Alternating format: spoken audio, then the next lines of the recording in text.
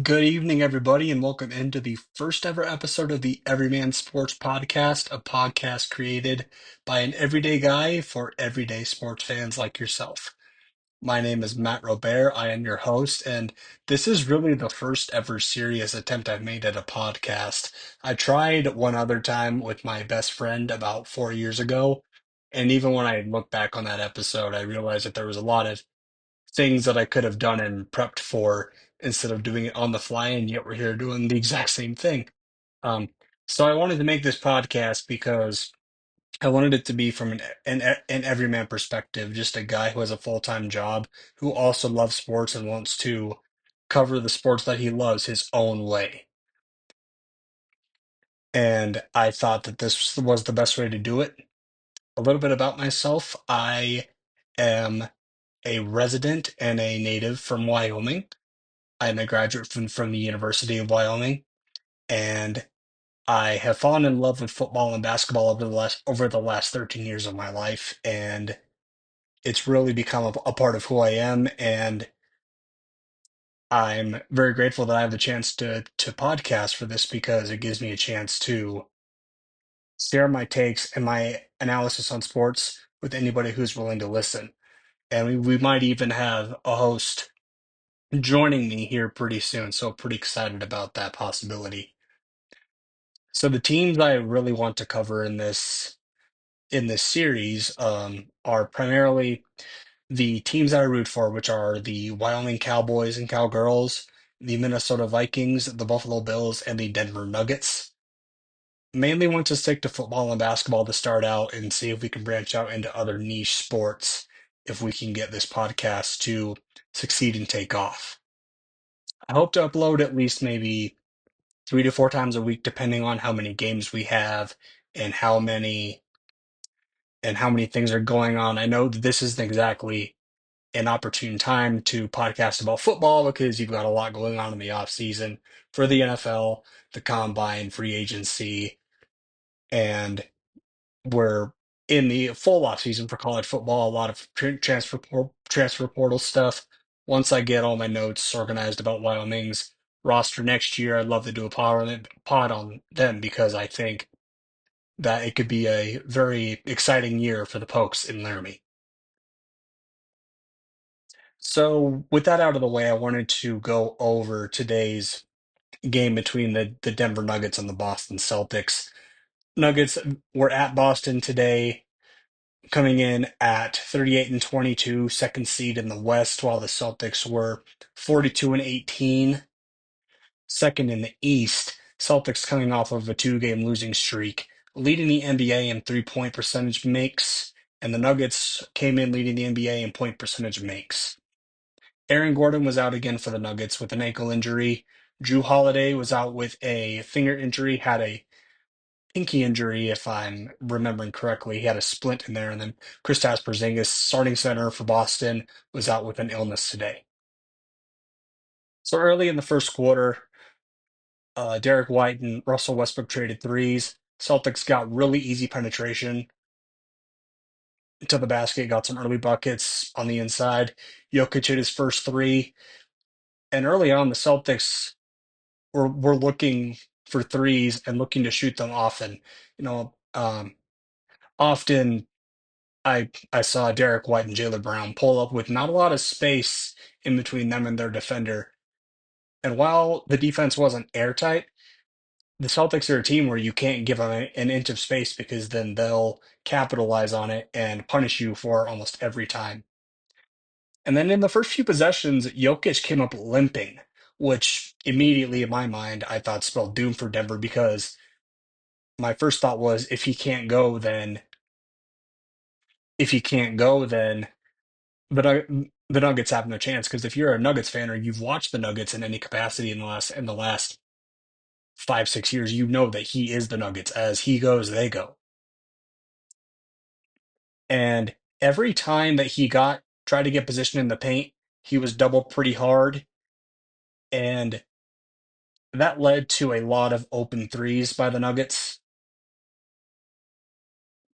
And that really was the game plan from the start, and I think the Lakers really exposed that in their matchup with the Nuggets a couple weekends ago, and now you see other teams with Boston with that personnel trying to replicate that game plan and to this point having pretty substantial success with it. Early on in the first quarter, Westbrook did block to Jason Tatum on a three-pointer in transition. The shot was called a foul. Michael Malone almost immediately went to challenge it, and the challenge ended up being successful. Celtics played a lot of five out, kind of piggybacking on what I said about the three-pointers that they got up. And Um, really, the difference in the first half was the Celtics capitalized on those looks that they got in that five out set, and the Nuggets couldn't whenever Jokic was doubled and the ball was kicked back out for open threes for Michael Porter Jr., Christian Brown, Russell Westbrook, and the like. But I want to get to Christian Brown a bit later because I think his impact on the game is a bit more understated than what wasn't than what he didn't do. So I feel like the Nuggets were also playing pretty solid post defense, despite giving up a lot of penetration to their guards and their wings. I thought Jamal Murray had a couple nice possessions on Jason Tatum, or excuse me, Jalen Brown when he tried to go to the basket and get some easy looks on him. And then the Nuggets had a problem with turnovers in the first quarter.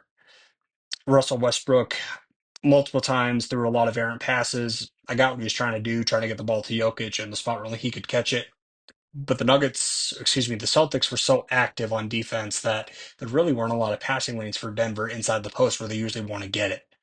And that led to a lot of runouts and a lot of quick shots and easy scores, a couple transition threes, a couple dunks in transition. And Denver ended up calling a timeout with a score of 20-13 with about 4:19 left in the first quarter. And then with the Jokic injury, he was missing shots that he typically makes, so I'm not gonna forget to mention Al Horford here because even at 38 years old, he's still a super solid post defender, doesn't give up a lot of ground, has great position. I rarely ever see him foul when he's down there. And that's something that really blows my mind about him, despite the fact that he's in the 17th or 18th year of his career and his fundamentals on the defensive end are as sharp today as his days in Atlanta over a decade ago. And speaking of Horford, the Nuggets left him open quite a bit, and he was able to hit a few threes and make it capitalize because the Celtics are a good three-point shooting team already. If Al Horford is hitting the looks that he gets, you're in big trouble. In the first quarter, the Nuggets had five turnovers, were 3 of 9 from three, while the Celtics were 6 of 10. Already, you're seeing that difference in how big the three-point shot was in this game for both teams. And then there was another cut on Jokic's arm that led to a stoppage in play. And if you watch the Nuggets for any significant amount of time, the last 4 or 5 years, there are scars up and down both this man's arms. I don't know how he sustains these cuts so often. Maybe the nails on the defenders are not short enough. Scratch him too hard, trying to fight for rebounds. But it looks like this man's been through a meat grinder about 10 times over. And I commend the man for continuing to go in there and try to get baskets, even though there's about four guys around him trying to hack at him and trying to get him off kilter and force some misses. Because I know I certainly wouldn't be able to do that. And then the last note I have from the first quarter is Westbrook has been looking a lot like his old self in that he takes the ball one on one, tries to do things himself, take threes that he knows he shouldn't take. And that leads to a lot of bad process on offense, a lot of wasted possessions, which against a Boston team you can't have, especially this Boston team defending champs, two seed in the East, and probably the heavy favorite to return to the finals in June. After one, Boston led 32-20, and then Second start of the second quarter is always the scary part for Nuggets fans because Jokic and Murray often go to the bench, and then you have your subs come in, and the bench, for lack of a better term, has been very shaky this year, even when Russell Westbrook has been leading that unit. Michael Porter did hit a tough three to start. DeAndre Jordan tried to be active on the glass, got a tough offensive rebound, and was one of two on his free throws. The free throws are another thing that I'm going to get to at the end because they ended up, I think, being a bigger difference in the game than people realized at the time. And then I'm not sure what it was on the Nuggets defense that led to this. I'm going to have to go back and look at the tape. But they continued to give up a lot of offensive threes, were out of position for offensive rebounds, and they still couldn't connect on their open looks. And then going back to what I was saying about the Celtics game plan, Westbrook was being wide open, left wide open on threes, while the Nuggets continued to double hard inside. And there was a stretch in this time where the Nuggets tried to match Boston with their shooting volume and their shooting and their what's the term? With their shooting and with how fast they went through their possessions. And if you're trying to beat Boston at their own game, forget it. You're not going to succeed. And that led to more fast break points for Boston. They they've been very good at spotting up for open threes on the break. The shooters are almost always in position to catch the ball and shoot it right off, and that gives you almost no time to recover and try to make a play on that shot. There was one specifically on a miss that led to a Peyton Pritchard three. Nuggets called the timeout with 8:34 left in the second quarter, where the Celtics led 42 to 27. Jokic and Murray came back in, and Murray continued to struggle a lot in the first half. None of his drives really even touched the rim, and it didn't look like he was really trying to go score. He was trying to evade the shot blocker and get a shot up, and that resulted in a lot of bad misses inside for Jamal. Then I noticed that there was a lot of soft doubles on Jason Tatum, which I thought was interesting because even up to this point, he wasn't exactly making a huge impact. And I know he's somebody that you have to account for because of his size and his knack for scoring at all three levels on the court. But then again, when you play like that, you're playing right into the Celtics' hands. They want to get as many good looks from three as they can, and when they do, they make you pay almost every single time. And then another frustrating aspect of this game for me watching it was that nobody was boxing out for Denver. And this is where they missed a lot of Aaron Gordon's size and physicality. They they just were never in position to get a lot of these rebounds. And most plays, when you look at a guy like Michael Porter Jr., it looks like he didn't even want to try to go for the rebound, which is something concerning in this matchup because the narrative around him right now is that if you're physical with him, he folds. And watching every game, you don't want to believe that. But when you see him go up against a team like the Lakers and the Celtics, who have a lot of big bodies, a lot of active bodies, and guys that want to get up into you and make you uncomfortable, he normally succumbs to that more often than not, and it's becoming a big problem for Denver. And I realized that doubling Tatum to open, or that led to open threes, means you're compensating for not having a guy like Gordon that can match him in size and physicality. But then again, you're taking gambles and you're losing on them almost every time.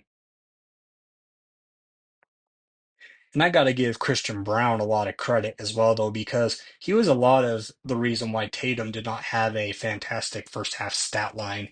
He had good position, he moved his feet, he stayed straight up when Tatum tried to move in and get shots closer to the rim. And at this point in the quarter, the Nuggets were 4 of 17 from three, again, which is a result of them trying to match Boston in their attempts and their makes. And then what I thought was interesting is that around the 3:45 mark of the second quarter, Murray finally split the two defenders going to the rim, and scored off a very pretty drive, which at that point Joe Mazzulla called a timeout at the 3:41 mark when Boston was leading 53 to 37. And the question I had there was he trying to stop the momentum before it starts? Which I can understand because Denver can be explosive, but this year they really haven't gone on many flurries and made games interesting when they've been behind until I'd say today. And then a little bit later, Brown became the first Nugget in double figures, hit a really tough shot from the left mid-range area, corner mid-range area at the end of the shot clock. And he continued to push the pace a lot, got a lot of or excuse me, not a lot, got an and one goaltend up to 16 points. And then what really encouraged me and surprised me was that at the end of the second quarter, the Nuggets went on a 9-2 run after being down 20, and then they only trailed 61-48 at the end of the first half. And then during halftime, when I looked over at all the notes I had, I thought that Christian Brown had a lot to do with the fact that the Nuggets were still in it. He was hitting tough shots at a couple threes, and he's made a name for himself pushing the pace defensively and really getting points off of fast breaks and trying to capitalize on transition, whether it be from a miss or a make from the opponent. And and I did think it was significant that the Nuggets held Tatum to 2 of 8 from the field and 1 of 5 from three because he's really he's really the guy that determines a lot for them because if he's feeling it, if he's on, if he's hitting a lot of those tough step back threes, a lot of tough mid rangers, there's not a lot you can do because then you commit all your resources to stopping him, and that allows Boston's other stars and role players to really start percolating themselves. And then going back to the 3-point volume for Boston, I thought at that point, I feel like even though you're at a disadvantage defensively, you might be able to be better off playing Tatum straight up and letting him get his points because because again, if you leave these guys open for three, they're going to capitalize more often than not. They lead the league in 3-point percentage made. And then even with the injury and with an 11.4 rebound or 4 assist, 8 rebound stat line, I was wondering if the injury was going to hinder him when I thought at the time that the Nuggets were going to need everything he could give them because even going into the game, I thought Jokic is going to have an absolute masterclass to to give the Nuggets a chance to even beat this Boston team. And then and then early on, I thought this was going to be a bad indication of how the half was going to go. Jokic was clearly fouled on a 3-point attempt at the first part of the third quarter. Michael Malone clearly upset, picked up a technical, and for a moment that did nothing because the Celtics continued to take and make their threes. And then there was a series of bad plays for Denver. Westbrook had another live ball turnover that led to a Brown or live ball turnover that led to points on the fast break. And then Jalen Brown started to exploit that matchup with Jamal Murray, had about a good 3 inches of size on him, and he's just very skilled in the post as a turnaround scorer. And then for the second time in the game, Boston led 68-48, and Denver called a timeout with 10:48 left in the third quarter. And then this is where Denver really started to make their comeback. Murray made a really good series of defensive plays. He got a steal and hit a three on the next possession that excuse me. Um a bit later Murray got a got a big steal and hit a three to cut the lead back to 5 after cutting it down. And then forced a Brown travel or Jalen Brown travel on the next possession. He hit another tough layup over Luke Cornett, and he took a hard fall, which is when I really felt my heart sink because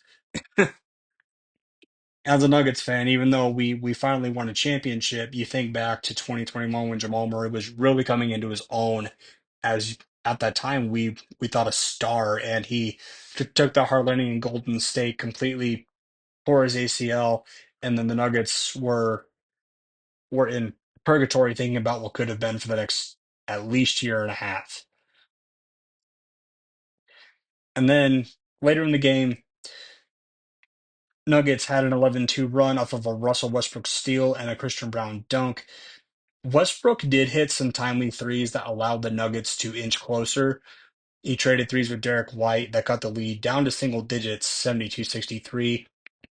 And Boston was a lot more careless in the second half with the ball, much akin to Denver in the first. And Boston actually ended up with more turnovers than Denver, if I believe. Let's take a look here.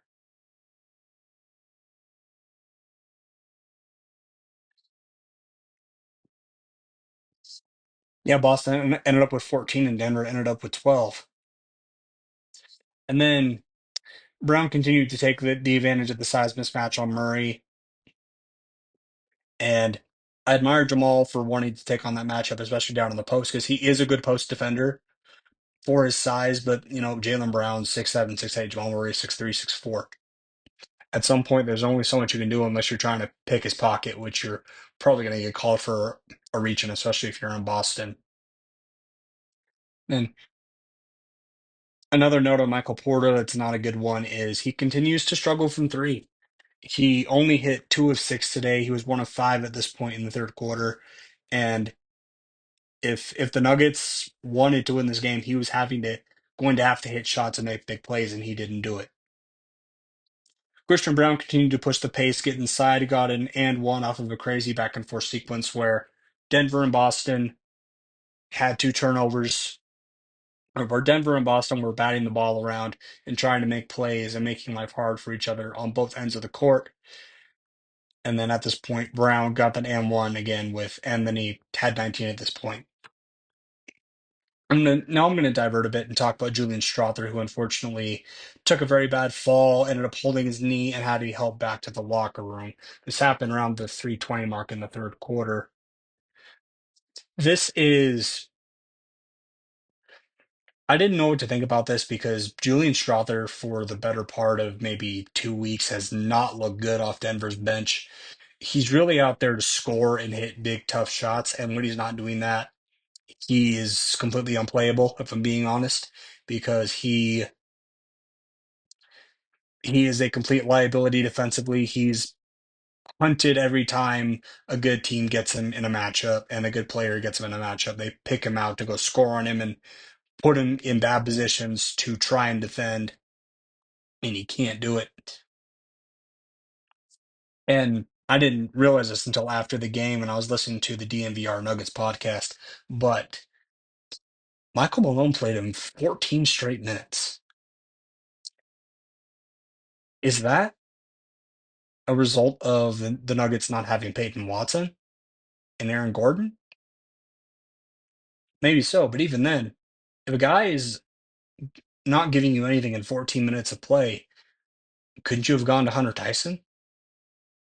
Couldn't you have gone to, I know this is much better, but Dario Saric?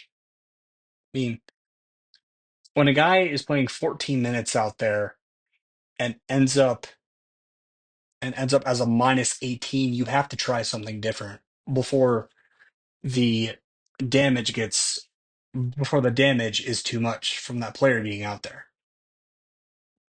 Even with all this happening, Jamal Murray continued to percolate. He and Zeke Naji both hit big shots down the stretch and sparked a 10-2 run to end the quarter. Murray was up to 13. And then after the third quarter, Boston was up 83-77.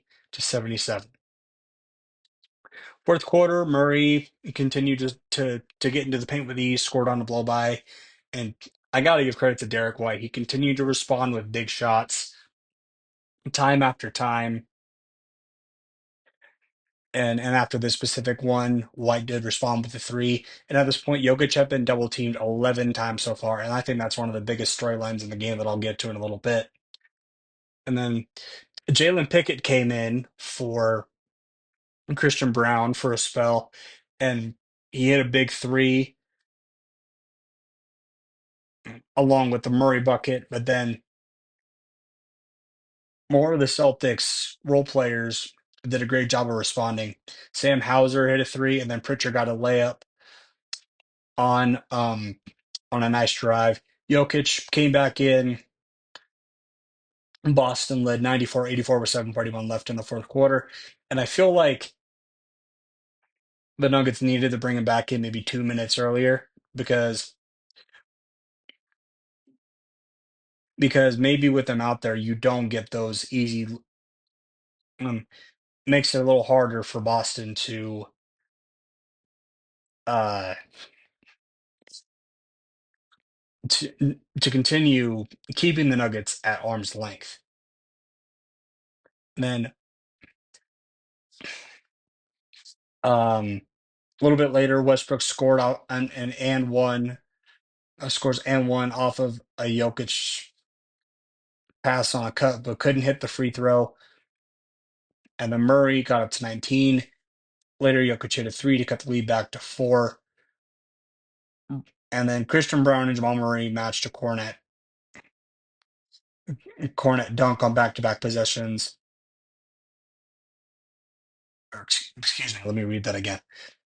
Christian Brown and Jamal Murray matched a series of a cornet dunk and a Derek White three-pointer with threes of their own, and then the Celtics call a timeout, leading 102-97 with 3:04 left in the game. And at this point, I really thought Denver had a chance because despite the Celtics continuing to hit big shots and keep the game within or out of reach for Denver, Jamal Murray and Christian Brown really carried the day for Denver. Christian Brown was only 2 of 8 from three, but he continued to hit big shots. And Jamal Murray, bad first half, second half, or excuse me, first half, I think he had 2 points, and then the second half he had 24. So it was a tale of two halves. But there's a bit more to that I want to get to after we're finished with this recap. And then the last 3 minutes were what I thought lost the game for Denver, not the not the first half per se, because there was an insane pass that Jokic whipped to Russell Westbrook on the inside, couldn't handle it and turn it over out of bounds. Nuggets continued to get some stops on the other end. Murray got a layup, cut the lead to three. MBJ, and then it was 102-99 with about a minute and a half left.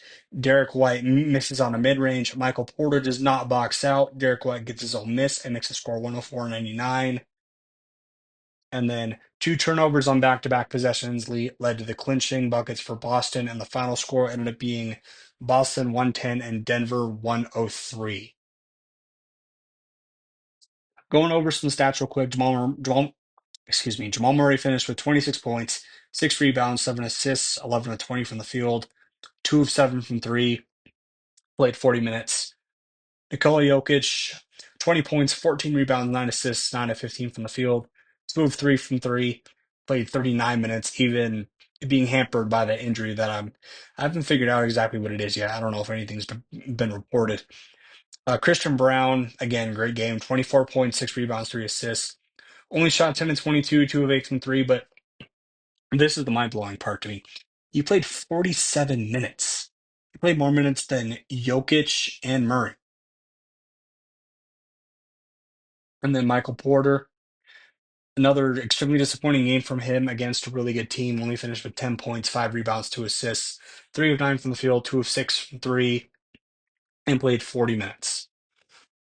Russell Westbrook, 12 points, 3 rebounds, 6 assists, 5 of 13 from the field, 2 of 8 from three, 36 minutes played. Jason Tatum, a lot more modest stat line for him, but one that was nonetheless impactful. 16 points, 11 rebounds, 7 assists, 4 of 15 from the field, 1 of 7 from three. Played 38 minutes. Jaylen Brown, 22 points, 5 rebounds, 8 assists, 6 of 15 from the field,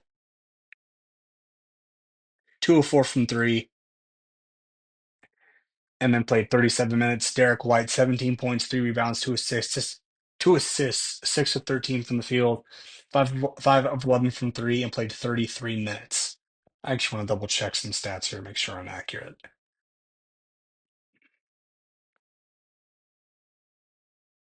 Okay, Jalen Brown did have 8 assists.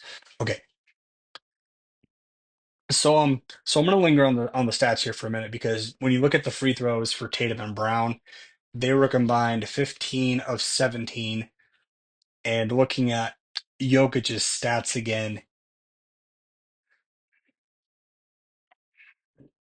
he had no free throw attempts. And I understand that a lot of that was probably because he was being double teamed a ton in the post, didn't really have a chance to go at a defender and try to draw the foul.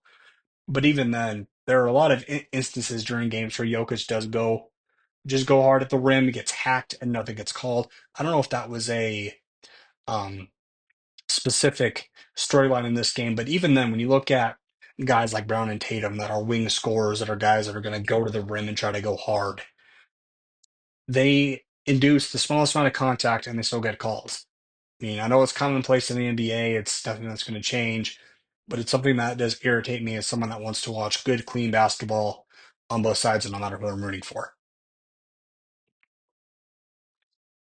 And so some of the immediate takeaways I had from the game were that I know I said the Nuggets lost the game in the last 3 minutes, but you also can't bury yourself in the first half like they did going down by 20. I mean, it's possible to come back from that deficit in the second half, but against a team like Boston that pushes the pace and plays so fast, you can't expect for your team to win playing that pace and trying to catch up for an entire half. And again, going back to the top, the Nuggets' biggest weakness gets exposed on national TV once again. Jokic was well, not completely shut down, but his impact was severely minimized. And then the Celtics forced other players to beat them with their shooting, which they could not do on a consistent enough basis to win. And this is a big one. Denver has now lost 16 games against an opponent above 500. And I believe they're 14 and 16 or 15 and 16 against teams this year, or against such teams this year. And that is telling. That is telling because, I mean, you're going to play teams like this in the playoffs, even from the first round. And if you're continuing to drop games like this, games that you need to win, games that you need to show others that you can contend and stand up with the juggernauts of your conference, it doesn't really it doesn't really inspire Nuggets fans with a lot of hope that you can actually get it done when the lights are brightest and when the play really matters. And this is a storyline that has been really consistent throughout the year.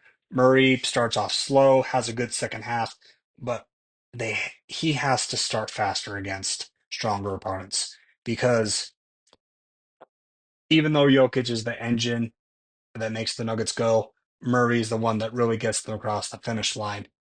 And if if he's on and Jokic is able to feed off of that and get open inside and dish the way that he can, the Nuggets are very hard to beat.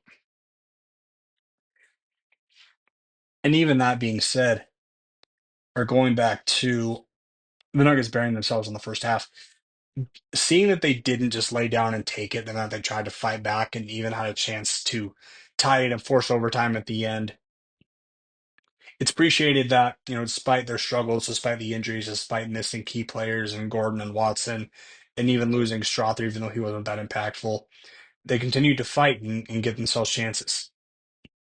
And I think that is something that does bode well going forward. One question I had was, why did Zeke not play more down the stretch? And heck, why did he not even start today? I mean, I get you want Westbrook out there for another ball handler and somebody to get the ball to Jokic inside, but this was not a matchup where you could afford to have that big of a size difference because Jamal Murray is 6'3", Russell Westbrook is 6'4", and Christian Brown is 6'7". And even though Michael Porter can match up height-wise and maybe size-wise, he's not a good enough defender to stick with Brown and Tatum. And with Najee, you have a guy that even at 6'10" can defend out on the perimeter and really force some tough drives or tough shots or when the shooter's spotting up. And he did hit his 1-3. He hit a couple baskets. I just think having him out there really does change some of the ways that Boston tries to attack Denver.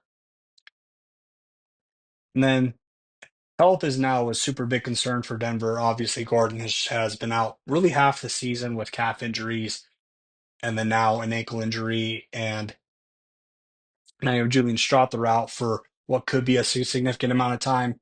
Never good when you go down with a non-contact knee injury. Hopefully, it's nothing serious for him and he can get back soon. And despite the fact that he hasn't produced in the rotation as of late, it makes a super thin rotation for Denver even more thin. And this was a problem last year, is even though they were top heavy and they were very talented and they had a legitimate shot to repeat as NBA champions, the lack of depth really led to Denver gassing out at the end of the year and giving up a 20-point lead in Game 7 to Minnesota. And if you can't get a lot of your reinforcements back for the playoffs, even just to spell your starters and give them some rest when they're not going to be getting any, we could be headed for a different result, or for a similar result, excuse me. Okay, that wraps up this recap. In the next game, the Nuggets play the Kings on Wednesday, March 5th at 7 p.m. in Denver. I hope to take some notes during that game and get an episode out either Wednesday night or Thursday morning. We will see what happens with that. And I know this first episode has been super rough and that it's probably a little hard to listen to with a lot of the breaks and the pauses. I'm really trying to figure out what I want to say and how I want to say it. But for those that actually do listen to this and listen to a good chunk of it, even if not all the way through, I really appreciate it because I'm wanting to try my hand at this and really see if I can do something that brings a little bit of a more unique perspective, a little more raw perspective on the sports that I watch and the sports that I love. And I just appreciate anybody giving me their time of day to listen to what I have to say, even if it's choppy, even if it's not well organized, and even if it's in its primitive stages of being a podcast. So again, this has been the Everyman Sports Podcast. Host Matt Robert. Thank you so much for tuning in and listening to me talk about the Nuggets playing the Celtics today. And I hope to speak to you all again very soon, bringing you bringing you more sports content from an everyman's perspective.